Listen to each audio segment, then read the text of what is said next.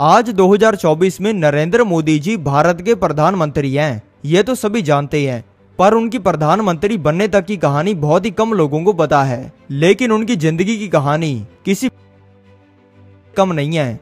तो इस वीडियो में हम जानने वाले हैं मोदी जी की बचपन से लेकर प्रधानमंत्री बनने तक की कहानी। इनकी कहानी जानने के लिए हम आ गए हैं 1950 में। इस समय में भारत बहुत सारी परेशानियों का सामना कर रहा है। भारत के गुजरात में है ये वाडनगर गांव।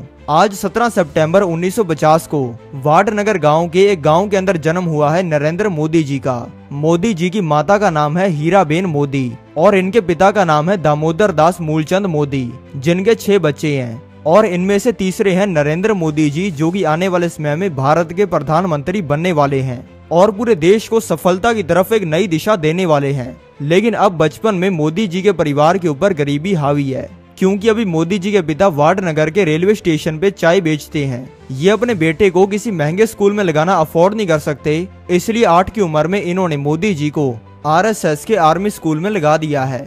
गरीबी की वजह से स्कूल में बहुत बच्चे मोदी जी को चिढ़ाते हैं और इनके पिताजी के एक चाय वाला होने की वजह से इनका मजाक उड़ाते हैं। लेकिन मोदी जी को इन छोटी मोटी चीजों से कोई फर्क नहीं पड़ता है।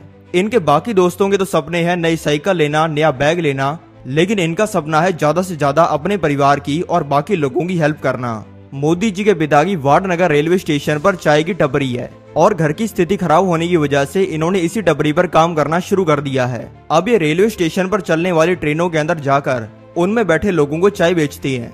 इतने छोटे बच्चे को चाय बेचते हुए देखकर कई लोग उनको कुछ पैसे ज्यादा दे देते हैं और इस पैसे को मोदी जी दे देते हैं रेलवे स्टेशन पर बैठे गरीब लोगों को उनकी हेल्प करने के लिए। अब भारत की जंग शुरू हो गई है चाइना के साथ में और इसीलिए वाडनगर स्टेशन से हर घंटे कई सारी ट्रेन गुजरती हैं फौजियों को लेकर और मोदी जी इन सभी फौजियों को बिल्कुल फ्री के अंदर चाय पिलाते हैं। ये पढ़ने के अंदर तो ठीक ठाक ही स्टूडेंट हैं, लेकिन स्कूल की बाकी चीजों के अंदर इनका बहुत ही ज्यादा इंटरेस्ट है। जब भी मौका आता है कोई स्पीच देने का, किसी नाटक के अंदर भाग लेने का या फिर लोगों के हक के लिए उनकी आवाज उठाने का, तो ये हमेशा आगे रहते हैं। अब मोदी जी वाडनगर रेलवे स्टेशन पे सैनिकों को चाय पिला रहे हैं और सैनिकों से ट्रेनों के डब्बे पूरे भरे हुए हैं। अब कुछ महीने बीत चुके हैं और सैनिकों की ट्रेनें वापस आई हैं वाडनगर रेलवे स्टेशन पे। बहुत सारे सैनिकों की लड़ाई में मौत हो जाने की वजह से ट्रेन के डब्बों के अंदर सैनिक बहुत कम है, इसलिए बचपन में ही मोदी जी का दिल टूट चुका है, क्योंकि कुछ महीने पहले जिन सैनिकों को उन्होंने चाय पिलाई थी उनमें से बहुत सारों की लड़ाई में मौत हो चुकी है। इसलिए बचपन में ही मोदी जी में देश के लिए मर मिटने का जज्बा आ गया है। इनके बचपन में होने की वजह से फौज या फिर पुलिस तो ज्वाइन नहीं कर सकते, इसलिए इन्होंने RSS को ज्वाइन कर लिया है, जिसमें देशभक्ति करना और हिंदू धर्म की रक्षा करना सिखाया जाता है। अब इनका रूटीन कुछ ऐसा है कि ये सुबह रेलवे स्टेशन पर चाय बेचते हैं, दोपहर में स्कूल जाते हैं और शाम को RSS की मीटिंग्स में जाते हैं। आज ये करते हुए इन्हें 2 हफ्ते हो चुके हैं। यह है मोदी जी का वाडनगर के अंदर घर और आज इनके घर पे मोदी जी और इनके भाई और इनकी मम्मी है। आज इनके घर पे साधु आए हैं जिन्होंने इनका हाथ देकर इनकी माता को कहा है कि तुम्हारा बेटा दामोदर अगर राजनीति में चला गया तो ये पूरे भारत का राजा बनेगा, लेकिन अगर ये धर्म की ओर चला गया तो ये सीधा संन्यास ही ले लेगा, क्योंकि ये खुद के लिए नहीं बल्कि लोगों के लिए जीने वाला इंसान है। ये कहने के बाद में ये बाबा तो इनके घर से चले गए हैं, लेकिन इनकी माता रोने लग गई हैं, क्योंकि मोदी जी RSS में जाने के साथ में सुबह और शाम को 1-1 घंटा पूजा भी करते हैं और इनको डर है कि कहीं इनका बेटा दामोदर संन्यास न ले ले।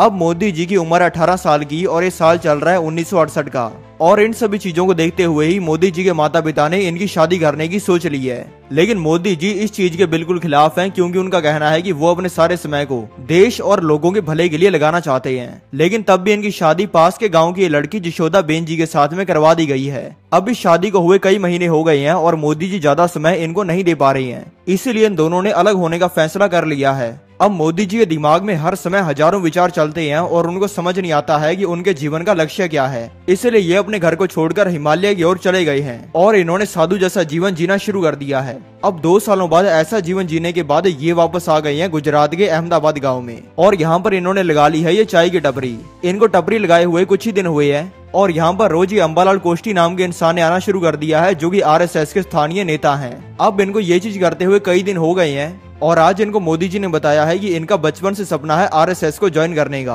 अंबालाल कोष्टी जी ने इनकी पर्सनैलिटी को देखते हुए इनको RSS के अंदर ज्वाइन कर लिया है और अब आने वाला है इनके जीवन के अंदर बहुत ही बड़ा मोड़। अब मोदी जी ने कर लिया है RSS को ज्वाइन और ज्वाइन करते ही इन्होंने कर दिया है अपना पहला आंदोलन। ये आंदोलन इन्होंने किया है गुजरात के मुख्यमंत्री के खिलाफ। अब थोड़े ही समय में ये आंदोलन इनका इतना बड़ा बन गया है कि गुजरात के मुख्यमंत्री को इस्तीफा देना पड़ गया है। लेकिन अब आ गया है 1975 का टाइम और इंदिरा गांधी ने लगा दी है देश के अंदर इमरजेंसी, और इस इमरजेंसी में इन्होंने आरएसएस जैसे सभी संगठनों को बैन कर दिया है और इससे आरएसएस संगठन कमजोर होना शुरू हो गया है। लेकिन आरएसएस संगठन इसके बिल्कुल खिलाफ है। इसी वजह से आज मोदी जी और इनके आरएसएस के सभी दोस्त आपस में बात कर रहे हैं कि कैसे ये कुछ ऐसा करें जिससे सरकार इमरजेंसी वापस ले ले। मोदी जी का इस बारे में कहना है कि अगर हम ऐसा करना चाहते हैं तो हमें इंटरनेशनल मीडिया तक अपनी बात पहुंचानी पड़ेगी। इनके दोस्त पूछ रहे हैं कि हम ऐसा करेंगे कैसे। मोदी जी का कहना है कि इसके लिए हमें दिल्ली जाना पड़ेगा, क्योंकि दिल्ली में होने वाली है इंटरनेशनल कॉन्फ्रेंस, क्योंकि वहां पर पूरी दुनिया से पहुंचे हुए रिपोर्टर्स और लीडर्स होंगे। आज है इंटरनेशनल कॉन्फ्रेंस का दिन और यह है इंटरनेशनल कॉन्फ्रेंस की बिल्डिंग। अब आरएसएस के काफी सारे लोग चालाकी से प्लानिंग बनाकर चले गए हैं इस इंटरनेशनल कॉन्फ्रेंस की बिल्डिंग में और पहुंच गए हैं इसके सेंटर में जहां पर हो रही है इंटरनेशनल कॉन्फ्रेंस की मीटिंग। और यहाँ पर इन्होंने पूरी दुनिया से लीडर्स के सामने अपनी आवाज उठा दी है और ये आ गए हैं गुजरात में वापस। अब ये करके आए इनको कुछ दिन हो गए हैं और वही हुआ है जो ये चाहते थे।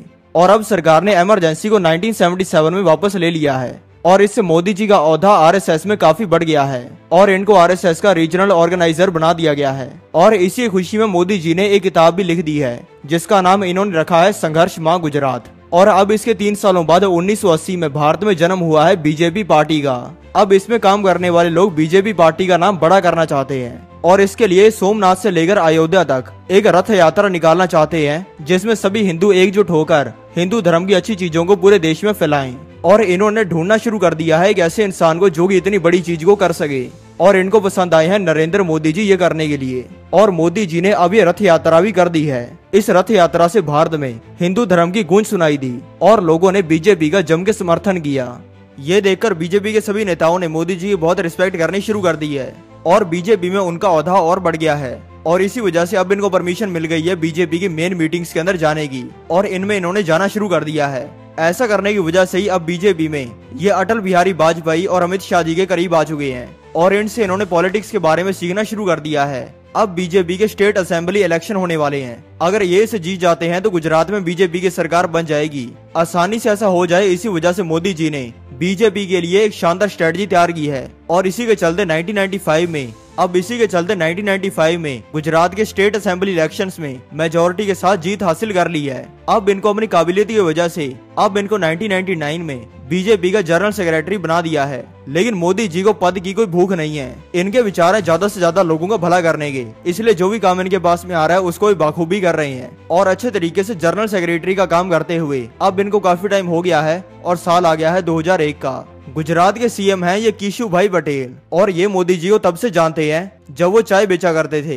लेकिन अब केशुभाई पटेल जी की सेहत बहुत ही खराब रहनी शुरू हो गई है और इन्होंने सोच लिया है किसी और इंसान को बीजेपी का सीएम बनाने का। ये मोदी जी पर सबसे ज्यादा भरोसा करते हैं, इसलिए इन्होंने मोदी जी को ही गुजरात का सीएम बना दिया है। सीएम की गद्दी पर आते ही मोदी जी ने वो कर दिया है जो कि पिछले कुछ सालों में गुजरात के सीएम की गद्दी पर बैठे किसी भी इंसान ने नहीं किया था। इन्होंने ईमानदारी से काम करते हुए गुजरात के सबसे बड़े 3 सेक्टर इकोनॉमी, एग्रीकल्चर और टेक्नोलॉजी को बहुत ही ज्यादा बूस्ट कर दिया है और इसी से गुजरात की ग्रोथ बहुत ही तेज हो गई है और भारत के लगभग हर इंसान ने गुजरात की और गुजरात के सीएम मोदी जी की बात करनी शुरू कर दी है और पूरे देश के लोगों ने उनको एक स्ट्रॉन्ग लीडर मानना शुरू कर दिया है। अब आ गया है साल 2014 का और मोदी जी लड़ने वाले हैं अपने पहले लोकसभा इलेक्शन। अगर वो इसे जीत जाते हैं तो वो पूरे भारत देश के पीएम बन जाएंगे।